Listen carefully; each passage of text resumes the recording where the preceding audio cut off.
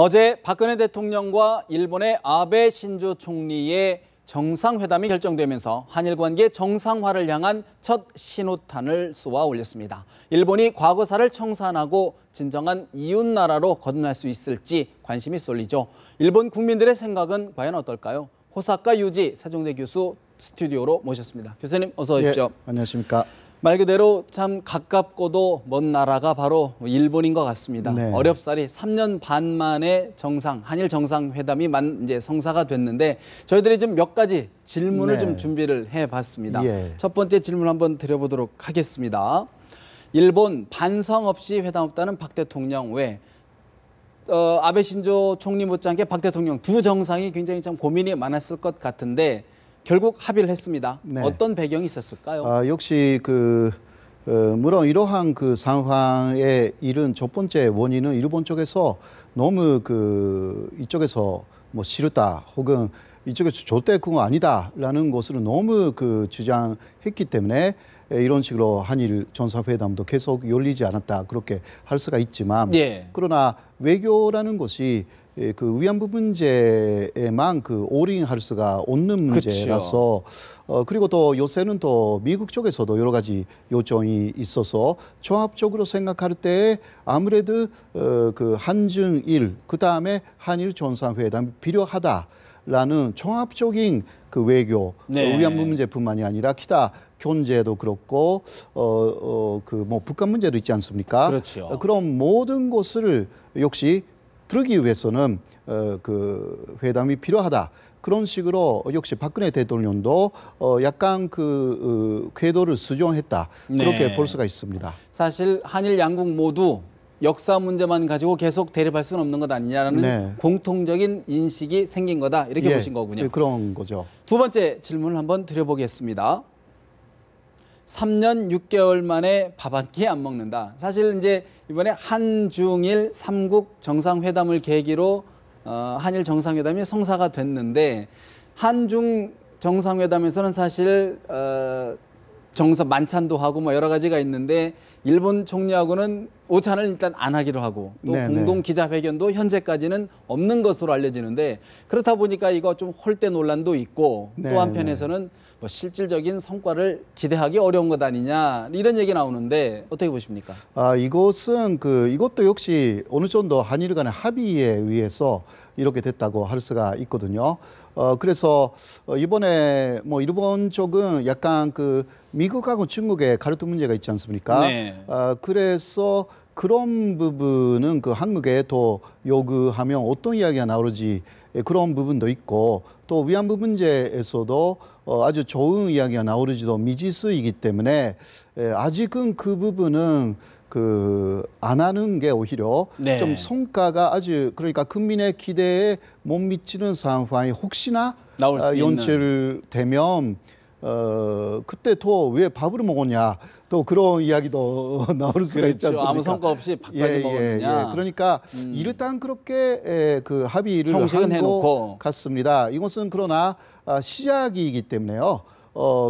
친일보 하면 그 다음도 기대를 해볼 수가 있기 때문에 그런 식으로 이번에는 우리가 봐야 되는 것이 아닌가 그렇게 생각합니다. 한번 만남에서 첫 술에 다 배부를 수 없고 이제 시작이다 그런 말씀이시군요. 그럼 뭐 커피 정도는 마시면 되는데 네. 그렇게 생각합니다. 굳이 부담스럽게 밥까지 먹기는 아닌 그런 거다. 것입니다. 네. 세 번째 질문 한번 드려볼까요? 정상회담 바라온 일 아베의 삼고 초려.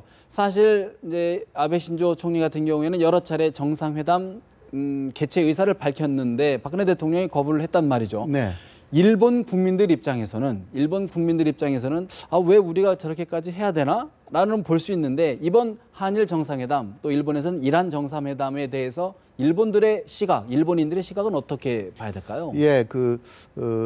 아무래도 아베 총리가 계속 한일 정상회담 하자라고 했을 때는 이쪽에서 계속 거부를 했기 때문에 왜 또 거부를 하느냐 이러한 여론이 대단히 많았습니다. 예. 네, 그러나 약간 좀 미일 관계가 좀 호전됐지 않습니까?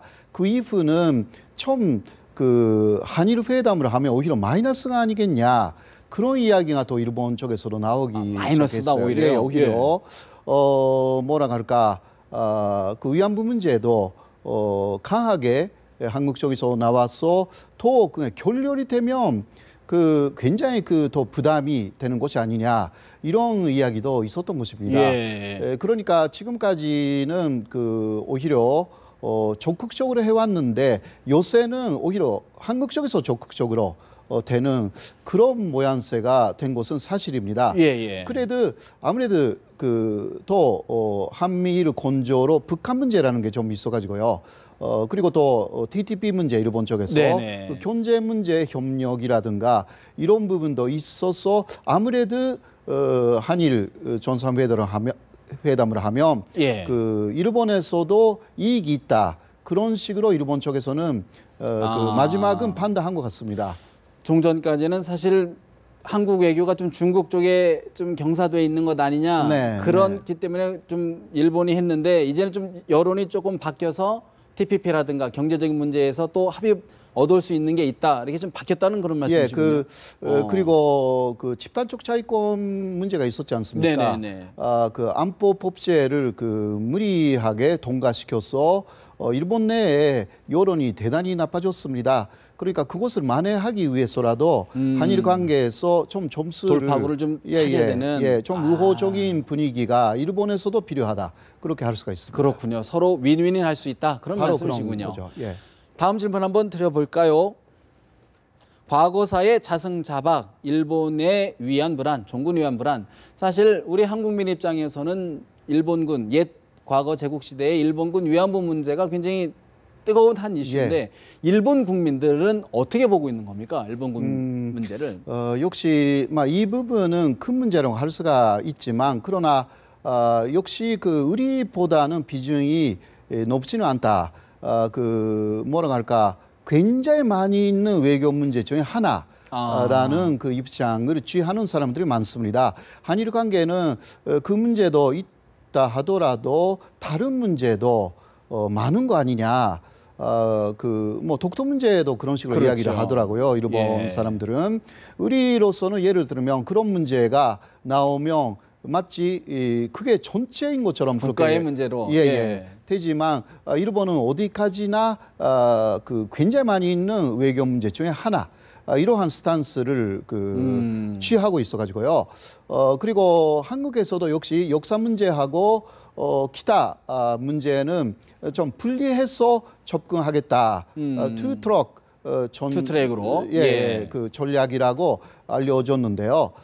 이것을 그 한국 쪽에서도 이번에 확실하게 할 것이 아닌가 그렇게 보여집니다. 사실 여러 현안 중에 하나인데 그게 어떻게 보면 우리 한국 사람 같은 경우에는 피해자이기 때문에 조금 더 크게 보고 일본 입장에서는 어떤 면에서는 뭐 가해자일 수 있기 때문에 좀 그런 부분이 있을까요?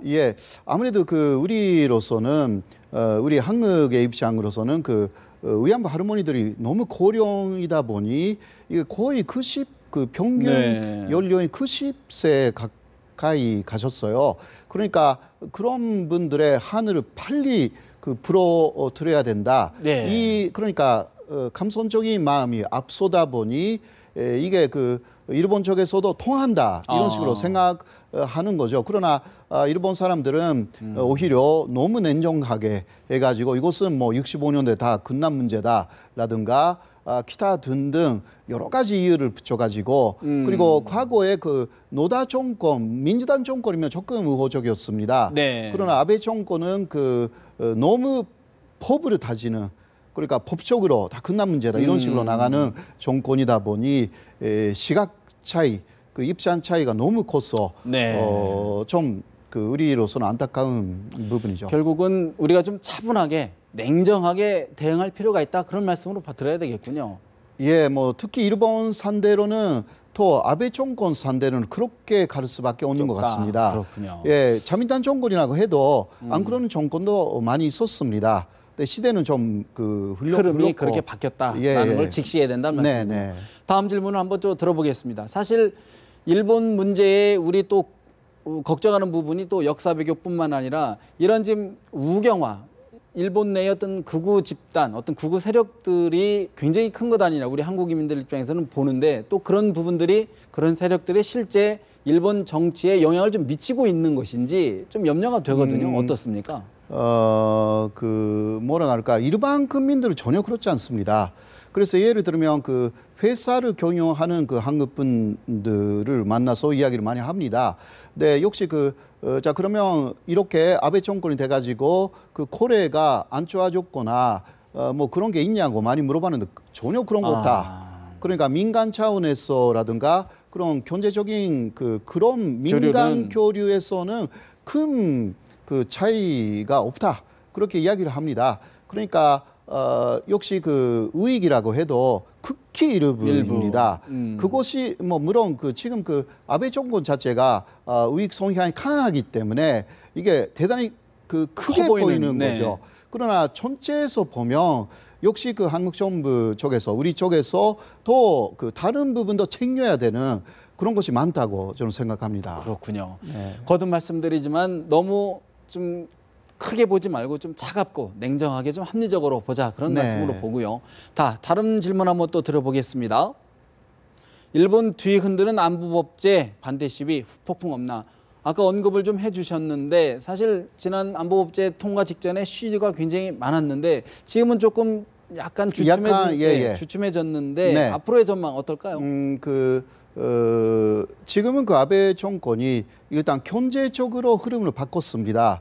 그러니까 경제를 챙겨줘야 된다. 바로 이런 거죠. 그거는 내년에 참의원 선거가 기다리고 있기 때문에 예. 사실 아베 정권으로서는 참의원 선거에서 엄청난 대승을 거두면 그 다음에 헌법 개정 이것을 노리고 있거든요. 예. 그러나 그때까지는 이 안법 법제의 논쟁이 계속 가열되면 안 되기 때문에 완전히 흐름을 지금 바꾸려고 노력을 하고 사실상 그런 식으로 움직이고 있었어요. 이것은 내년 참의원 선거까지 보고 봐야 되고 그다음에 참의원 선거 촌에 어떤 이야기를 할까 이 부분을 좀 지목해야 되고 그때부터 다시 아주 뜨거운 감자가 될 문제인 것 같습니다. 네. 사실 다음 질문인데 이번 한일 정상회담 이제 성사됐기 때문에 과거사란 문제 지금 질문 한번 줘보시죠. 과거사 문제 이게 지금 저희가 뭐 피하려고 해서 피할 수도 없고 지우려고 해도 지울 수가 없는데 이번 한일 정상회담을 통해서 아베 총리, 일본 총리가 어떤 가시적인 성과 어떻게 기대할 수 있을까요? 예, 일단 가장 과거사의 큰 문제는 위안부 문제라고 할 수가 있지 않습니까? 이 부분에 대해서는 지금 예상할 수 있는 부분은 일단 미국 의회에서의 연설이라든가 혹은 8월 15일에 아베 담화를 보면 위안부 할머니들에 대한 언급이 없지 않아 있었습니다. 예를 들면 이런 우리로서는 정말 뭐라 할까 기대에 못 미치는 수준이지만 예를 들면 인신매매를 당한 여성분들에게는 대단히 안타깝게 생각한다라든가 혹은 전쟁터에서 명예하고 존엄을 많이 상처 입은 여성들이 있었다라는 것을 절대 잊어서는 안 된다라든가 이런 이야기가 있었습니다.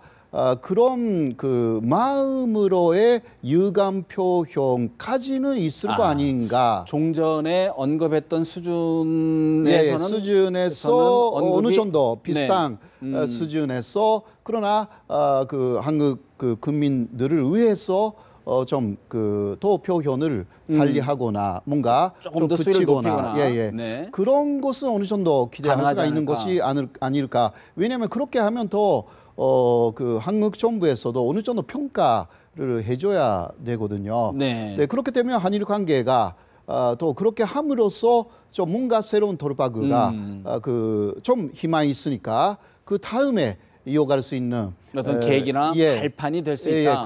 그런 식으로 일본 쪽에서도 어느 정도 생각하고 있는 것이 아닌가 그렇게 보여집니다. 어쨌든 너무 한일 정상회담이 성사됐다고 해서 한일 양국 모두 큰 기대를 가져서는 안 된다.